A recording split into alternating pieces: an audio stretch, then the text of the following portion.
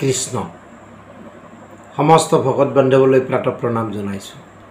যোৱাকালি আমি আলোচনা কৰিলোঁ শ্ৰীমদ ভাগৱত মহাপুৰাণৰ প্ৰথম স্কন্ধ তৃতীয় অধ্যায়ৰ 4 নম্বৰ শ্লোকটো আৰু 3 নম্বৰ শ্লোকটো। আৰু তাত আমি পালোঁ যে ভগৱানৰ যদ্যপি তেওঁ এই ধৰাধামলৈ অৱতৰিত হৈ অৱতাৰ গ্ৰহণ কৰে, কিন্তু তেওঁৰ সেই যিটো স্বৰূপ সেইটো কিন্তু অপ্ৰাকৃত স্বৰূপ। আৰু সেইকাৰণে ভগৱানৰ যিটো প্ৰকৃত স্বৰূপ সেইটো ইন্দ্ৰিয় মন বুদ্ধিৰ অগোচৰ।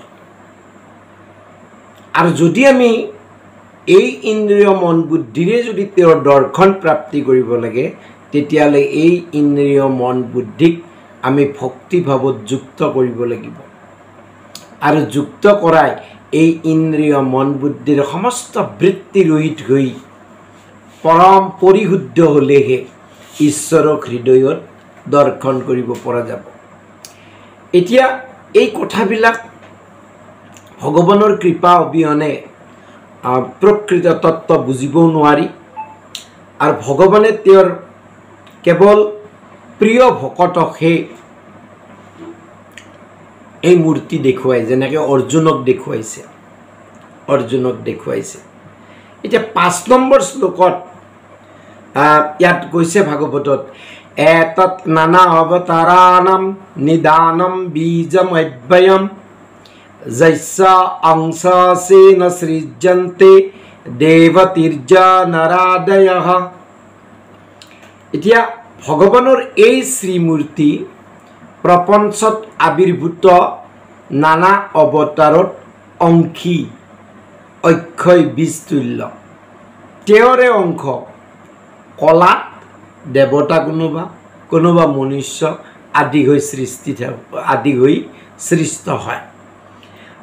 ইতিমধ্যে আমি আলোচনা কৰি আহিছোঁ যে ভগৱান যেতিয়া অপ্ৰপঞ্চৰ পৰা প্ৰপঞ্চ জগতলৈ আহে তেতিয়া তাক অৱতাৰ বোলা হয়। সৃষ্টি আৰু স্থূল এই উভয় প্ৰপঞ্চতে, স্থূল মানে আমি ধৰি লওকচোন আমাৰ এইটো দেহটো স্থূল দেহ, আৰু জগতখন যে সৃষ্টি হৈছে গছ লতিকা পৰ্বত পাহাৰ সাগৰ নদী এইবিলাক, এই উভয় প্ৰপঞ্চতে অৱতাৰ প্ৰকট হয়। যেনেকৈ পানীত মৎস্য অৱতাৰ, বৰাহ অৱতাৰ। এতিয়া অৱতাৰ লীলাময় ৰূপত তেওঁৰ এই অপ্ৰপঞ্চ ধামত নিত্য বিৰাজিত হৈ আছে ভগৱানে।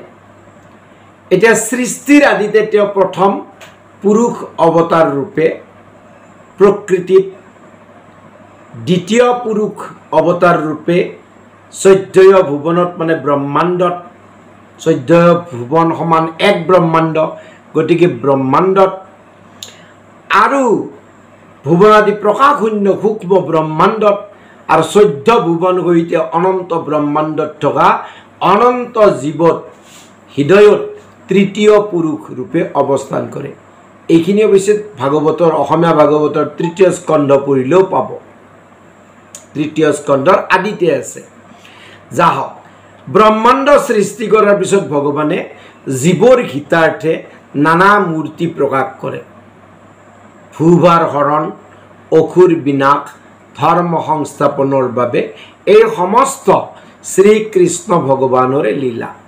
আৰু গীতাত তাকে কৈছে, যদা যদা হি ধৰ্মস্য গ্লানিৰ্ভৱতি ভাৰত অভ্যুত্থানম অধৰ্মস্য তদাত্মানম সৃজাম্যহম পৰিত্ৰাণায় সাধূনাম বিনাশায় দুষ্কৃতাম ধৰ্ম সংস্থাপনাर्थाय সম্ভৱামি যুগে যুগে। গতিকে এই 3টা কাৰণত মাত্ৰ ভগৱানে অৱতৰিত হয়। 1, ভকতক ৰক্ষা, 2, দুৰ্জনৰ বিনাশ, আৰু 3, শুদ্ধ সত্য ধৰ্ম প্ৰতিষ্ঠা। যদিও ভগৱানৰ সমস্ত মূৰ্তিয়ে নিত্য সিদ্ধ, তথাপি ব্ৰহ্মাণ্ডত আবিৰ্ভাৱ তিৰোভাৱ হোৱাৰ বাবে তেওঁৰ প্ৰকৃত তত্ত্ব বুজি পোৱা নাযায়।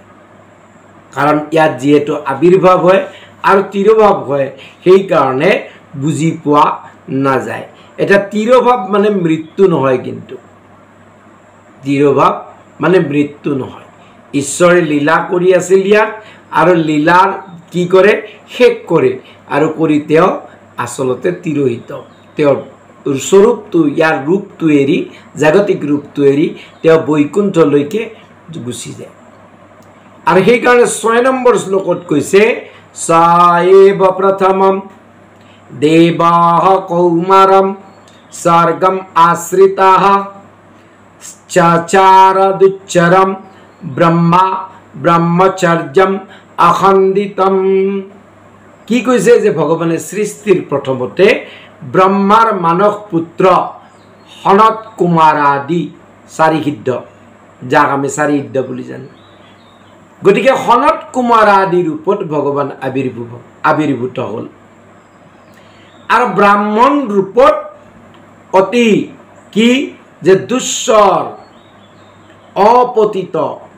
ব্ৰহ্মচৰ্য আচৰণ কৰি জগতত প্ৰচাৰ কৰিছিল কি কেনেকে মানুহে এই জগতলৈ আহিলে এই জগতত আচৰণ কৰিব লাগে কেনেকে পুনৰ আমি য'ৰ পৰা আহিছোঁ তালৈকে গতি কৰিব পাৰোঁ সৃষ্টিৰ আৰম্ভণিতে ব্ৰহ্মাই ভগৱানৰ ধ্যান কৰি পবিত্ৰ চিত্তে সৃষ্টি ক্ৰিয়া আৰম্ভ কৰিলে ঈশ্বৰৰ আজ্ঞাত আৰু যেতিয়া কৰিলে প্ৰথম কি হ'ল সনক সনন্দন সনাতন আৰু সনত কুমাৰ